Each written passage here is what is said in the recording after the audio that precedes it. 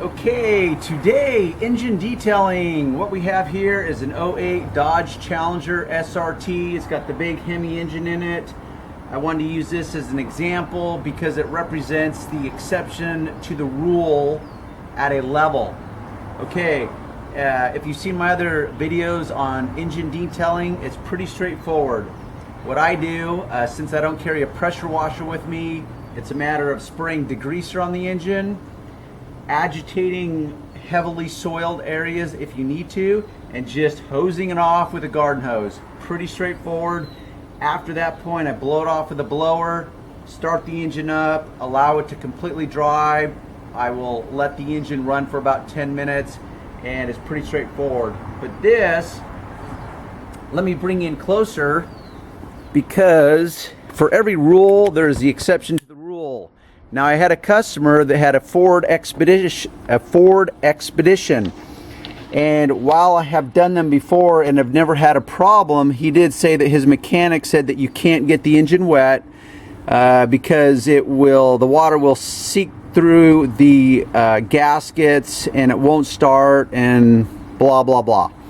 Anyhow, so this engine is configured very similarly to the Ford Expedition engines and some of the other Ford trucks. Now, ultimately, like a lot of things, it truly is a case by case. As a rule, it's just not a problem with modern day engines to spray some degreaser on them, hose them off with water, but common sense is always a welcomed thing. So common sense, like in this moment, would be that you're not going to use a pressure washer with like 2,200 pounds of or 2,200 psi and blast it like at 1 inch away from it and blow a hole in this stuff. Okay, so you've got these, you'll notice these electrical connectors, but they're sealed very tightly, and it's just not a problem because they're sealed so tight, and inside of them they even have grease there to further protect it from water. But once again, common sense, let that be your guiding force. Just like the air intake here, this has an actually I don't know if this is aftermarket or not. This actually could be stock because it says Mopar on it. So this actually could be stock. I'm not a total engine guy, but I do know my way around an engine. Like here we have the injectors here. Now the real trick is this engine between like the Fords is that on the Fords they actually have the spark plugs right next to these fuel injectors. These are actually the fuel injectors ports right here. This is the intake manifold. This is where the air gets sucked in, gets pulled into here, mixes with the fuel, and the injector sprays the fuel into the combustion chamber. And the spark plugs on this one though are tucked up underneath this plastic housing. So the problem with the Fords, on some of the Fords, and by Fords I mean very, very few of the Fords, is what happens is the spark plug sits at an angle like this right next to the injector. And it's that seal around the spark plug where water can get down into it and will then foul out the spark plug. So they have to be pulled out, completely dried off, put back, and then you're good to go. Okay, as a detailer, obviously you don't want to have to deal with that. So all I did when I did do that expedition is I threw some towels, for example.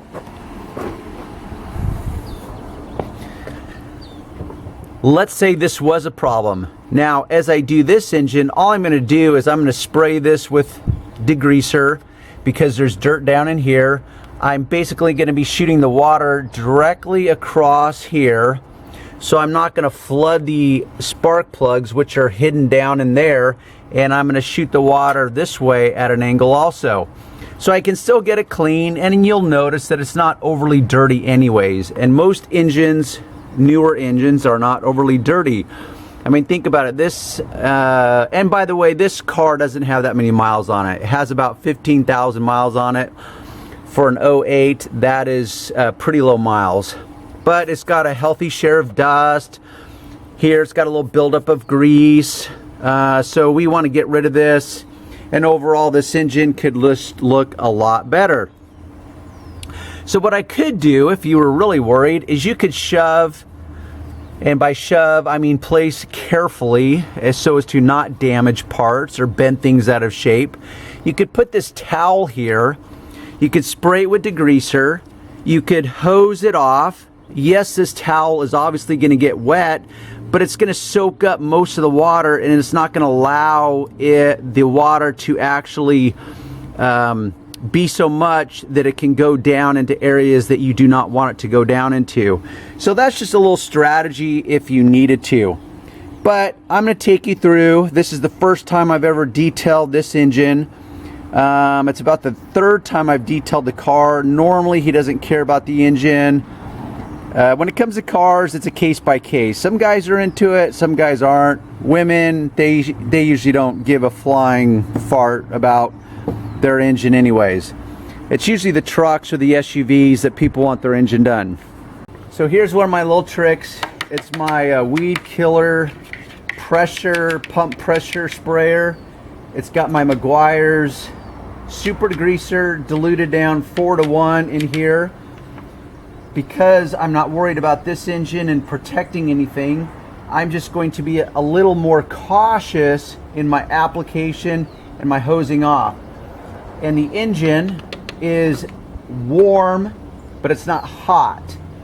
Okay, so as a rule, you don't want to do it on a smoking hot engine. Okay, you want it to allow it to cool down to a certain degree. So warm is okay. Cool is better. When it's warm, really the only problem is you don't want your chemical to dry on the parts. Once it dries and you try to hose it off, it's not going to be as effective. So you need to just get it wet again with your cleaner if it does dry. So I'm just going to quickly, now imagine if I was spraying this with a traditional hand sprayer. You know, this would take, the hand sprayer would probably take about 10 times as long as just shooting it like with this pressurized sprayer. So this is very convenient. It's one way, or one of many ways that I save time. So I'm going to completely douse the engine. And this super degreaser is non-caustic, so if it gets on the paint, it's not going to burn the paint or anything. It will strip the wax, so if you're worried about stripping the wax, then you can actually wipe down the panels surrounding it. You can lay some wax on it without taking the wax off, and that will add as a sacrificial barrier for this degreaser if you want. But this is why I do engines first, is because it's part of the dirty, messy work, and I want to get it out of the way before I detail the rest of the car. So now that the engine has been doused with this, I'm going to hose it off.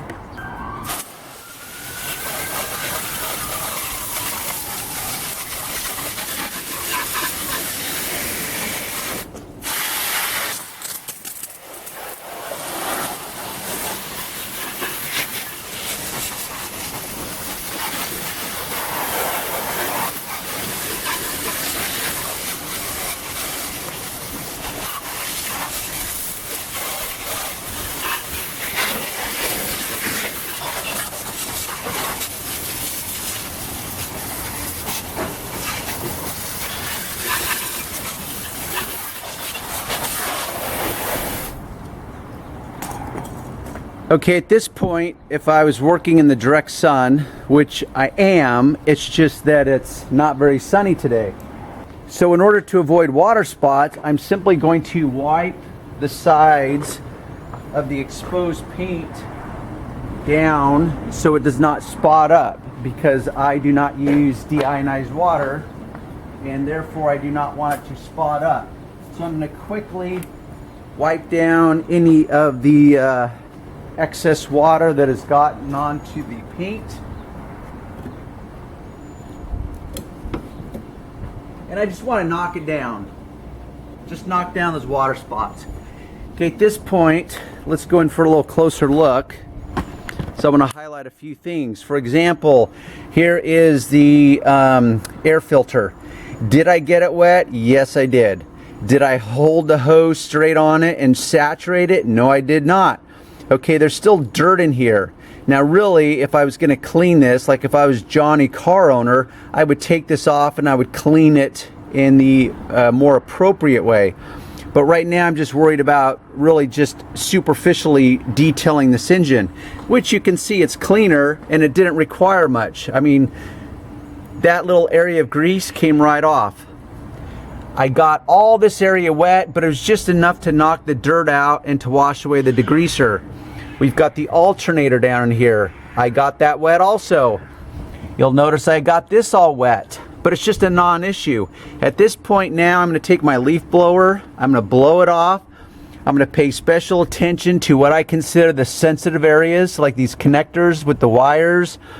We've got the central brain here, but it's completely housed in a plastic protective cover. So it's not like a bunch of water got in there anyways. I'm going to pay special attention to these areas, make sure these are blown out nice and thoroughly.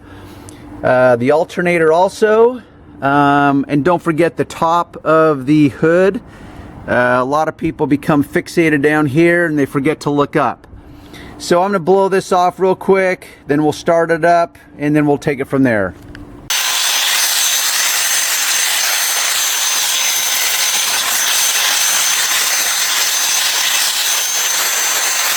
Okay, obviously I sped that up for you to cut to the chase. I blew it off. I paid special attention to the what I call the vulnerable or sensitive areas, but it's pretty straightforward. Let me pull you in because you can see that at this point it's a clean engine. Now this is where I check it. For example, there might be a little bit of residual dirt, water spots, whatever. You can simply wipe it down, but for the most part it's clean. At this point, what I do is I start the engine, I allow it to run for about 5 to 10 minutes, somewhere in that ballpark. Allow it to heat up to full operating temperature. That way it dries completely any moving parts like the fan belt, so on and so forth. Now occasionally when you start up an engine, right after this process, the fan belt can make a really loud squeal. That is very normal. You will find that it will go away very quickly. It's just part of the moving parts that have gotten wet and it kind of squeals. So don't be too alarmed, okay? I know you'll still be alarmed, but just relax, it'll go away. And it doesn't happen every time. It's just a case by case like virtually everything else. So let me get into the car for the big reveal. And see, I just almost broke my own rule, which is you never leave a cloth, even though it was safe, completely away from the moving parts.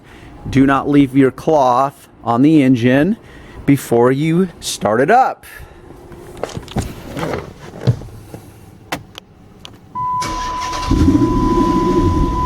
Voila!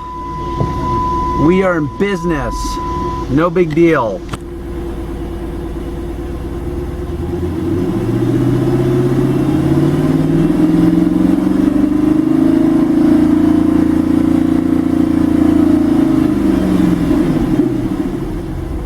Now I normally don't rev it up. I'm just doing it to for the sake of drama. Actually, this has a stock. I think I have a water drop on my lens. Sorry about that. That's just for the sake of drama. Anyhow, let's see, where's our temp gauge? Over here. Okay, right now it's just pegged at the lowest temperature, which is registering 170 degrees, which likely it's not that. It's just pegged at the bottom. So I'll allow this to raise to normal operating temperatures. Then I'll shut the engine off, and then we'll talk about to dress or not to dress your car engine after you have detailed it. Okay, at this point I have started the engine. I've allowed it to operate and reach normal operating temperatures. So now the engine is smoking hot. Okay, so this is the point where you as a detailer or you as Johnny car owner decide, okay, my engine now has been raised to a higher level of clean and detailedness. How's that for word? But do I want to go one additional step further, and that comes into the category of dressing. And dressings, that's a whole nother can of worms. So I'm not going to discuss dressings themselves per se, but do you want to dress your engine or not, the pros and cons. So let's allow this to cool down. I'm going to busy myself with other parts of the car. I'm going to allow this to cool down so it's not smoking hot. And then I'm going to dress the engine. I'm going to show you what I recommend and what I do professionally as well as on my own cars. Okay, our next step in the equation is to dress or not to dress. That is the question. So let's go in for a look. You see that I have numerous products lined up as options. So let's discuss this for a moment. Before we get into the actual choice of dressing, after the car has cooled off to the point where I can touch it and I'm not going to burn my hand, I know I'm good to go.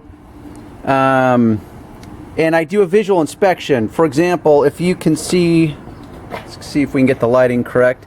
There's some watermarks here on this plastic shroud.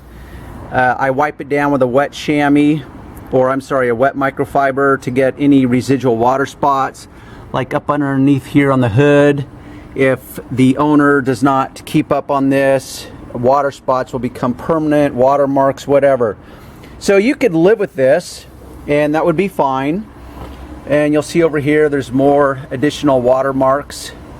Okay, but there's really no way you're going to get rid of this unless you use some kind of black trim restoration product, which is more time consuming than one of these simple to use aerosol dressings. Over here I have my hyper dressing. Could I use that? Yes, you could. So if you wanted to condense your arsenal of products, you could use the hyper dressing for tires, wheel wells, interior, engines, and it's one product that serves many purposes. You can dilute it down with water because it's a water-based dressing. If I was going to use it on an engine, I would probably dilute it down 4-to-1 because I want it a lot more liquid than thicker. Now these products are as simple gets. Aerosol, very fine mist of dressing, and it's ideal for engines because if you'll notice, there's a lot of intricate, detailed areas, a lot of black vinyl, plastic, call it whatever you want. So we can take this engine that's now clean and detailed, and it's clean to the point of level 9.5. It's not perfect. If I were to be overly critical about it and scrutinize it to a higher degree, I could find some dirt. Okay, I get it. But it's a 9.5, that's acceptable in the world of detailing. Okay, this is not a concourse moment.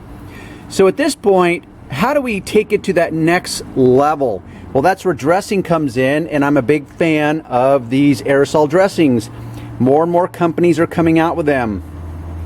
For the past 15 years or so, I've used a product by Stoner called Shine Spray. Now I buy this in bulk, by the case, because I go through so much of it. I use it on the interior, I use it on the engines. Now we've got these other products that I'm demoing, and they virtually all say the same thing. They don't specifically say whether it's an oil-based, water-based, or solvent-based. I can assume that most of these are either a solvent or oil-based, silicone-based dressing. I'm okay with that. I've had videos where I discuss why I'm pro water-based dressings, because I want to be able to remove them in the cleaning process when it's time to remove them. These are so light that it's a non-issue. So, and you just can't get away from it. I don't think they make a true water-based aerosol dressing. Now all of these, if you look down here at the bottom, they have these the MSDS type of deal, where it talks about health, reactivity, hazard, fire, those types of things. All of these products will say they are flammable. So the natural thought process is, gee, my engine gets hot. There's spark plugs that shoot off a spark. There's gasoline that we know is flammable, and yet the gasoline's fed into the engine, but it's contained. So obviously we've been able to control it and use it properly. The same goes with these. If you use them properly, it's a non-issue. I'm not going to hold a cigarette lighter and use it like a torch, a blowtorch, because yeah, I'm sure I could get it to spark up and use it like a blowtorch, okay? So the point is I'm just going to spray it. I'm just going to go with Shiner because it's not really meant as a video to demo each product and all the nuances of each product. They essentially say the same thing, which is to enhance black trim. So I just go through here and I just spray it lightly. And it's one of those products that you literally can just spray and you walk away from. If you get it on the paint, it's not going to hurt the paint. It'll come off very easily. So after I spray this, you'll notice that those watermarks have now been concealed. And that's what I like, because now I've just taken this engine bay from whatever number you want to assign to it. I'm going to assign it a 9. Now I'm taking it to a level 10. And I'm always looking for a level 10 as a rule when it's appropriate, okay? There is a difference between perfection and profitability. Okay, I can deliver perfection if a customer is willing to pay for perfection. But perfection is in the eye of the beholder. Perfection is relative and subjective, meaning a lot of people will call, it's just like when people call on the phone. It's like, oh, my car's not that dirty. It's like, oh, okay, well, not that dirty to you can be filthy to the next guy. So that's what I mean by subjective, as in it's a personal call and it's relative. You know, something that's dirty can only be dirty when it's next to something that's clean. Okay, so now you just spray this. You don't have to touch it.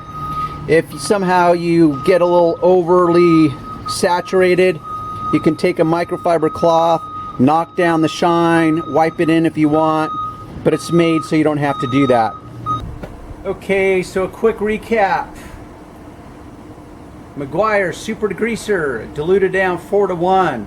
You can use one of those pump sprayers to save your grip from overuse. Apply it to a cool to a warm engine only. If there's some heavily soiled areas, you agitate with a brush. You hose off with a hose. You apply some common sense, and you don't oversaturate sensitive areas. It's going to be a case by case ultimately. Every car, every year they make changes to it, okay? But as a rule, it's completely safe. I've done engines for as long as I've done cars, and I just have never had a problem. But once again, as I do apply some caution and some logic and reason to the situation. Okay, after you have hosed it off with the hose, you blow it with a blower. If you're working in the direct sun, you want to make sure you wipe the surrounding area so it doesn't spot up while you're working. After you've blown it off with the blower and you paid attention to those sensitive areas, then you start it up. You allow it to reach normal operating temperatures so it can dry out all those moving parts, the fan belt, accessory belt, so on and so forth. If you hear a squeal right at the beginning, don't go on to freak out mode. You'll freak out a little bit, but it's fine. Then dressing. Those dressings, okay, every one of those aerosol dressings will say they're flammable. It's not an issue. Literally everything, almost everything in this car is flammable. The real question is at what point will it ignite? My guess is that with those aerosol dressings, it's more about the propellant, the thing that forces it and they fill it to a pressurized system is what's really flammable rather than the product itself. I could be wrong. The point is it's really a non-issue. Great, there's my phone. So So great, now I got the dogs going off. So the second thing is, or an additional tip is to dress or not to dress, is there's the misnomer. This myth that, oh, if I spray dressing, it's going to attract dirt. Okay, that word attract, by spraying dressing, it's not going to magnetize the material. It's not going to suddenly suck out all the dirt in the air and attract it and attach to the surface. What happens is that because it's created a slight greasy, oily residue, which it will, okay, and I'm okay with that because it's not overly oily, okay? Like I can do this and my hand's not saturated like I just squirted a bunch of 30 weight oil on it, okay? But yes, dust will stick to it better. It will not attract dust, it will just stick to it better. Also, it will show the dust better because now you've created what's called a more of a contrast, because this black trim is now all bright and shiny and the dust is dull and dirty. Now it shows up even better than before. So many people think that, oh, it attracts dirt. Okay, that's just a falsehood, a misnomer. Okay, so just throw that out the window. Okay. I also look at dressing as what's called a sacrificial layer. So yes, your engine will still get dirty, but you can hose it off with some degreaser and water each time, and it creates a barrier. Now that's the wrong word. Let's just say a layer. It creates a layer between the original material and the dirt that's settling on it. So that's kind of the good thing. Now, if you allow it to sit there indefinitely and never clean it or remove it again, there is a point where, because the dirt's sticking to it better, that it can become damaging, but we're talking years and years down the road, okay? So don't overthink that part either. So let's go in and take a look, and then you can decide. Would you rather have the dressed version or the undressed version? Me personally, now you pop this hood and someone's gonna be wetting themselves because they're gonna be like, oh my gosh, it didn't look this good when I picked it up at the dealer the day I bought it brand new. Now it just jumps, it pops. Okay, so that's what we're looking for. At least that's what I'm looking for. My customers appreciate it, they like it. I'm the one who's got to deal with it anyways, so they just like the results of this. They don't really care about the steps or the effort that goes into it. They just like the results, and that's what they're paying me for anyways. So there we have it, kids. Okay, so end of discussion, end of tutorial. Hopefully you've learned something. Hopefully it's taken a lot of the worry and the fear out of trying to detail your own engine. It really is, as a rule, just very easy, very safe. If you want to get any of these products and help support my cause so I can continue to make these videos, go in the show more box just underneath this video window, right down here, show more, click on it, it will open up. There'll be links to my website. You will not find a link for the Stoner product.